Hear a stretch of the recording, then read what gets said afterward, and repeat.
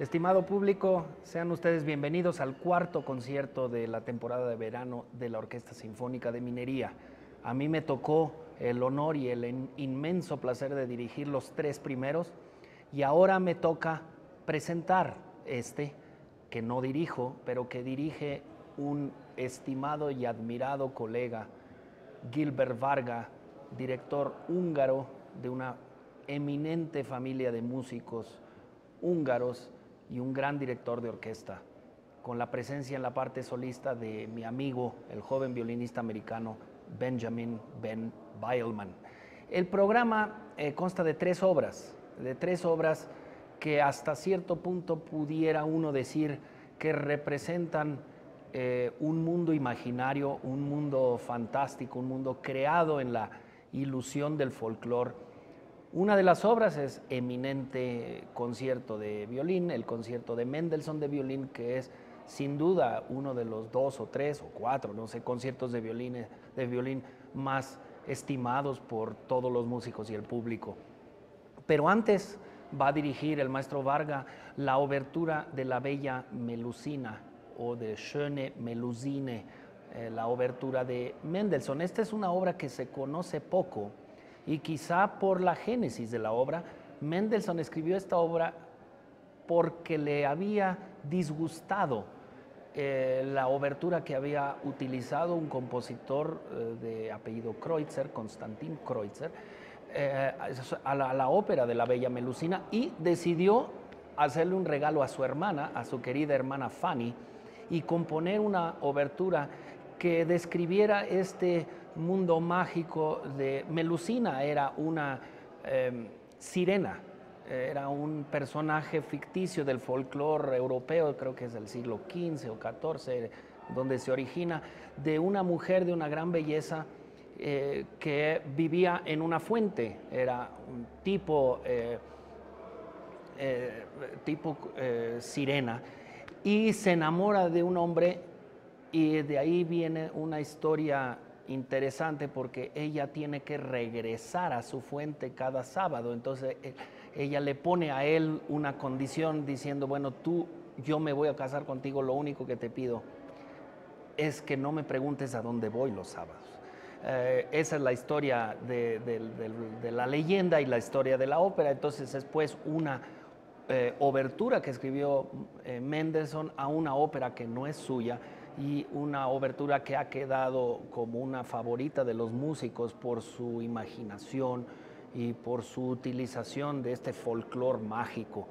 Como decía, el concierto de violín de Mendelssohn es uno de los grandes conciertos. Va a ser tocado por Ben Beilman, un gran violinista americano que ya ha venido a México pero que se presenta este fin de semana con la Orquesta Sinfónica de Minería. Y después, qué decir de Kodály, esa obra maestra que es Háry János, que también viene del muy viejo folclore europeo, de una persona que aprovecha un estornudo, que es con lo que empieza la obra, para después decir puras mentiras y puras fantasías sobre sí mismo.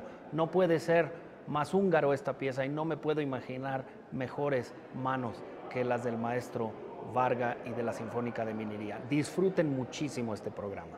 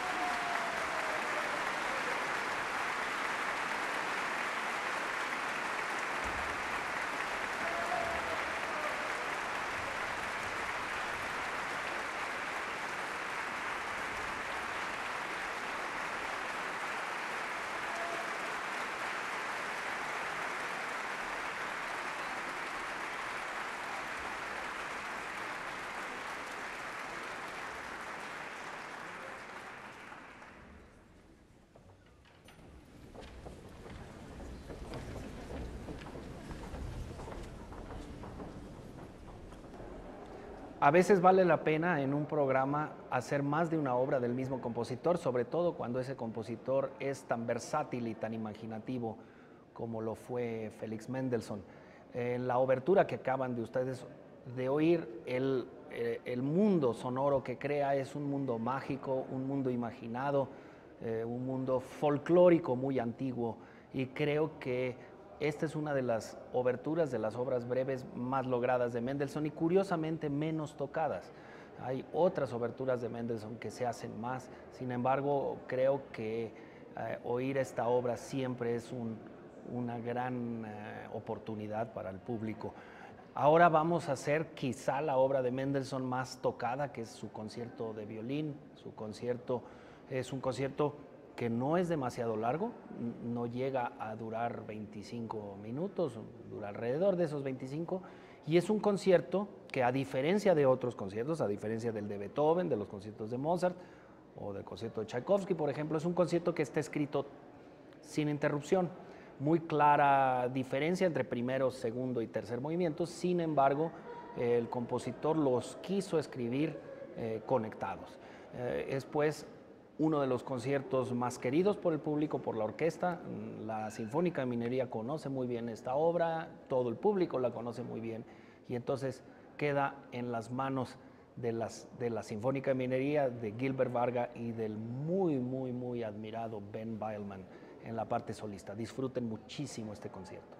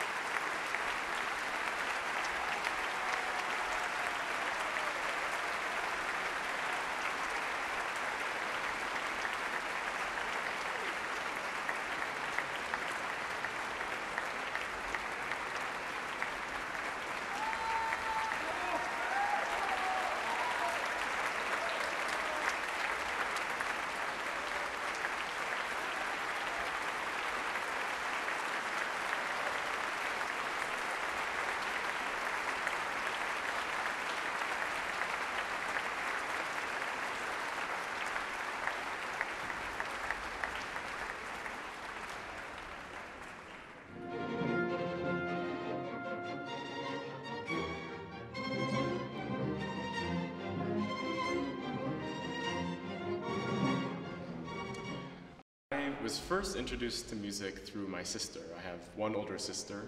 She's 2 years older than me, and she started violin lessons when she was 5. And you know, looking up to your older sibling, I wanted to be just like her, and I asked for a violin when I turned 5. And it you know, very much took from there, essentially. Every week, our family would take us to violin lessons together, to group classes, to music festivals. So my first music came through truly hearing my sister play. I like to think that I was as much of a normal kid as you can be. You know, I liked playing soccer. I liked, you know, just essentially being outside all the time, and practice was not my favorite thing. But at a point when I was 10 years old, I think that was when I decided that I really liked the violin. I liked music. I saw that I had some talent with it, and I thought that I could make it sort of my life's goal. So I asked if I could make this my profession. I started practicing on my own. I would, you know, kind of take the initiative myself. The most fulfilling aspect, that's a very good question. It's hard to say the most fulfilling, but the things that I appreciate most is this idea that I have the opportunity to play works that I love. I mean, to do truly what I love for a living. You know, somehow I get paid to do something as cool as this. Traveling, I mean, going to all these different cultures and cities. Just in the last month alone, I was in Tokyo, I was in Amsterdam, I was in San Francisco, I'm here in Mexico City. So seeing all these totally different societies have unified by this love for great music, I think that's also very, very fulfilling. The downsides, because you're traveling so often, it's harder to feel like you're a part of a community or a single community. I mean, the music world is wonderful because it is so welcoming to so many people. But my home is in Philadelphia, but I'm only there maybe 10 days out of a month at most. You know, very often I'm on the road. So that can be challenging, but I think for me, I'm 27 years old. Many times I'm traveling to places for the first time, so the excitement, the adrenaline of going someplace new totally washes that away. This is my second visit in Mexico City. I was here, I think maybe about a year and a half ago or 2 years ago, but I'm very, very excited to be back. I don't have so much free time, so I'm trying to do sort of my sightseeing through food, through eating.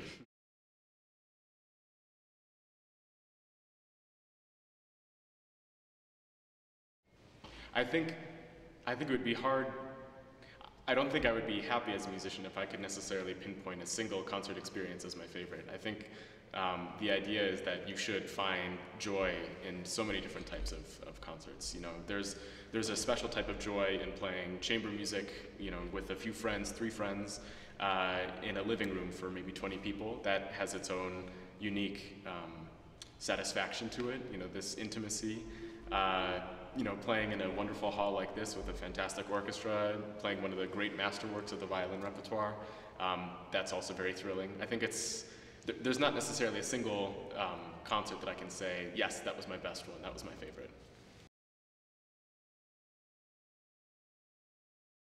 Probably the same answer. It's hard to pinpoint just a single one.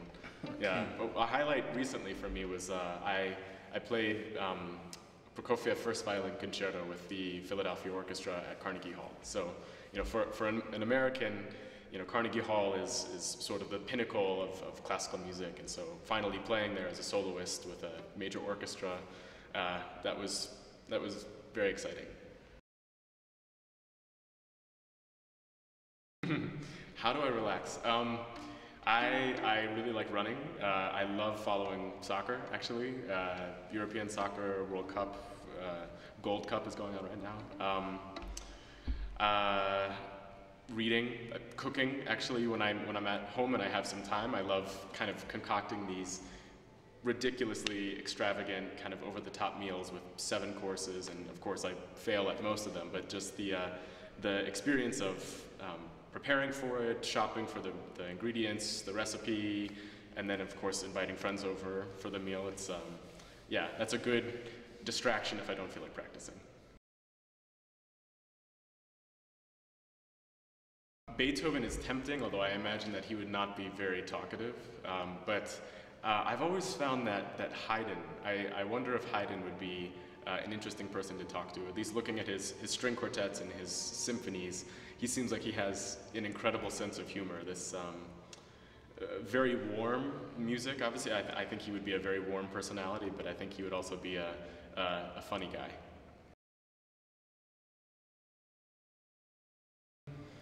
Ooh, I think if I couldn't be a violinist and I still had the use of my hands, I would.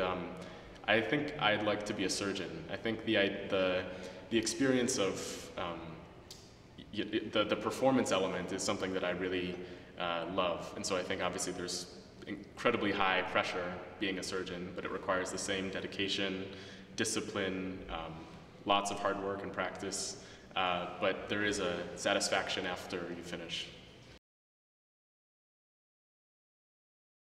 I'm very excited to play the Mendelssohn Violin Concerto on Saturday and Sunday.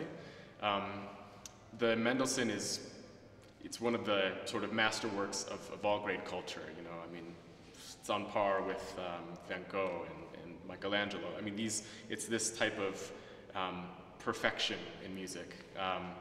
Overall, I'd say that the piece becomes much more optimistic as it goes through, but it starts out so incredibly tense, and there's a feeling that you've just suffered some amazing loss. It's the tempo marking that he writes at the first movement is Allegro, molto, appassionato. So it's, you know, kind of a lively tempo with, you know, very, very, very passionate. As a violinist, you first come to this piece when you're maybe 10 years old or something. So I've lived with this for almost 17 years. It's one of my favorites to play, and I'm excited to meet this orchestra with this wonderful piece.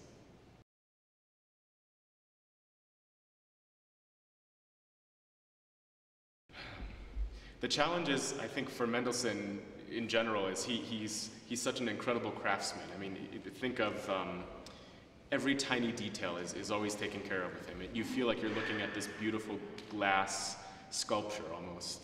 And so I think the difficulty with the piece is how to give it range and how to express everything that you feel without crushing the beautiful little details. The third movement is this very light, you know, almost fairy type music. It's dancing constantly, and if you dig in too much, then it's then you break it.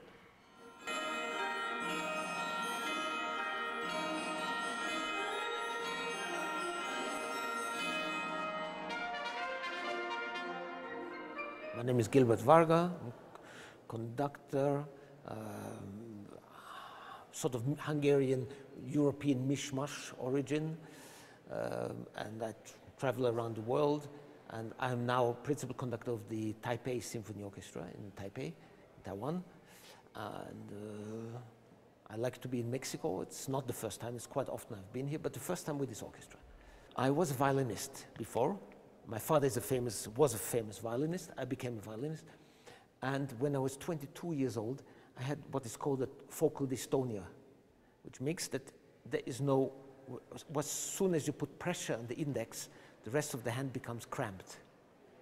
And perhaps the name of Leon Fleischer is known, the pianist. He has the same thing, he had the same thing.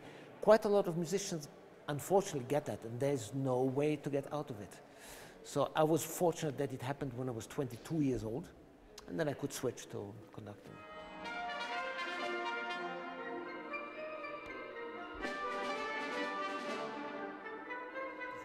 I would say perhaps democracy, because the fundamental idea of a conductor is there is a man in front who is helping the musicians around to perform the given piece. I have time to study this piece, I know the piece. They study their instrument and they come there, and for a few hours we sit together and we work on that. And so there are some orchestras or some people who misunderstand that. And then they don't accept if there is one person up there who tells very calmly what he thinks is the best way to play this piece. So then there are not this orchestra, here it's wonderful, a very, very wonderful communication. But there's some orchestras in some countries where this is misunderstood. And they say, no, I'm a free person, you cannot tell me what I should do. You know, I want to play more or less. I make a caricature, but there's some problems. In the old days, 50, 100 years ago, the conductor told exactly what was to do, and there was a discipline in this sense. So that has a bit changed, and that's a bit, can be sometimes a challenge.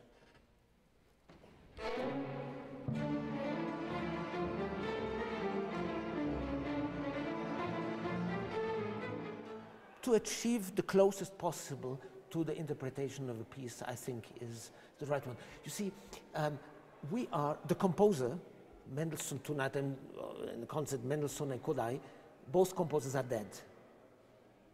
Nobody is protecting them. Nobody is helping them except the conductor. We are there to say, no, he wrote piano, he wrote accelerando, he wrote short, he wrote long, he wanted that this way. And we have to protect the conductor and to try to get as close as possible to what the conductor gave us in his Bible. This is like a Bible, yes, from the composer. And so when we have the feeling after concert or after a week that we got very close to what the composer wanted, then it's a fulfillment, and then I feel very happy.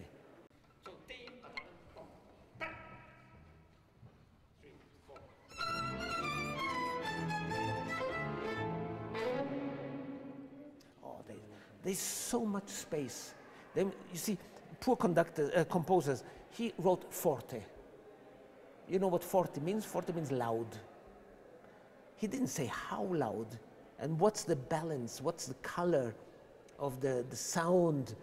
There is so much between that I can do, and I can work on and get personal feelings. Also tempo. In general, the tempo is Allegro, and that there is no metronome markings in the old days. Nowadays there's more. But so it gives a lot of room of how fast. Andante, for example, in Italian means walking. Now, let us, you and me, we walk together. You walk faster, probably you are a bit younger than me, but perhaps my legs are bigger than the tempo. We all walk differently, yes? So it means andante, walk. So the tempo is always relative, and I feel a bit like that, and without having to change what the composer wrote. Tiene sufficientemente tempo por riprendere. I love to do the pieces I'm just doing now. So this week I'm very much looking forward to this Kodály and the two Mendelssohn pieces. And then in August I have a different program and so on. So I'm also in the age where I'm not forced anymore to do something I don't want to do. If I don't want to do, I say, I don't want to do this piece, I don't feel it, I cannot identify myself with the piece, so then I don't do it. But no, I basically like very much what I'm doing.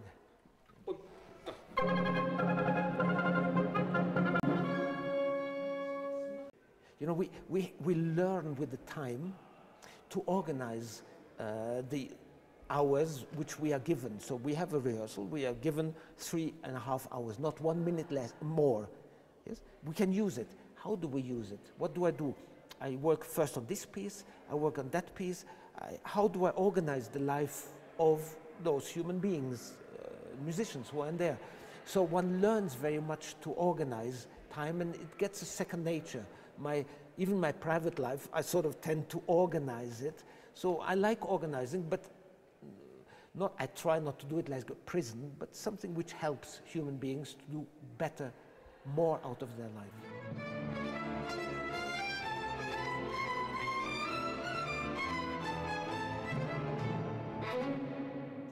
Last week I was at home in France and I worked a lot in the garden. I cut a lot of trees and it was wonderful. It was very tiring, but I did that, yeah. So gardening is good. Reading books, you know, not about music, literature and gardening. I love that, yeah.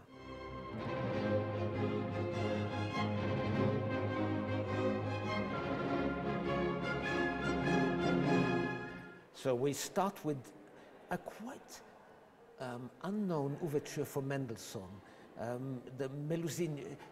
I don't know how you say in Spanish. You know the tale of Andersen, the mermaid. Oh, there's from Andersen. You know Hans Christian Andersen, the Danish writer. And there's one beautiful about a mermaid. You know mermaid? Who they are? It's the women with. Come? Sirena, una sirena. the sirena who falls in love with a man, a boy, human boy, and then all the tragedy around it, but it's beautiful. And when you go to Copenhagen, perhaps one day you went there, you can go, there's a beautiful monument in the port of Copenhagen of the mermaid. It's a very delicate overture, not so easy to do, and not many orchestras play that. So we start with this beautiful overture for Mendelssohn, then the very famous violin concerto for Mendelssohn, and with the soloist, I don't know, but I've heard wonderful things about him, very young American violinist. And in the second half, Háry János from Kodály, which is almost a legend in Hungary, the story of Háry János, you know, of the soldier who was a very simple soldier. He comes back in his village, and there he sits in the taverna, and he tells, I have made the war, I have won the war, I have killed Napoleon, I have the daughter of the emperor got enamorada de me, I am the biggest, and everybody looks at the children there, and he says, I am the, you know, so the fantasy and the strength of believing in the fantasy. It's wonderful. We all have fantasies, but this man went over, he believed in his fantasies. He said that fantasy is true. And this is wonderful. So the whole piece is about that, about this person who could be an international. I'm sure people like that exist in Mexico also. You don't have to go to Hungary.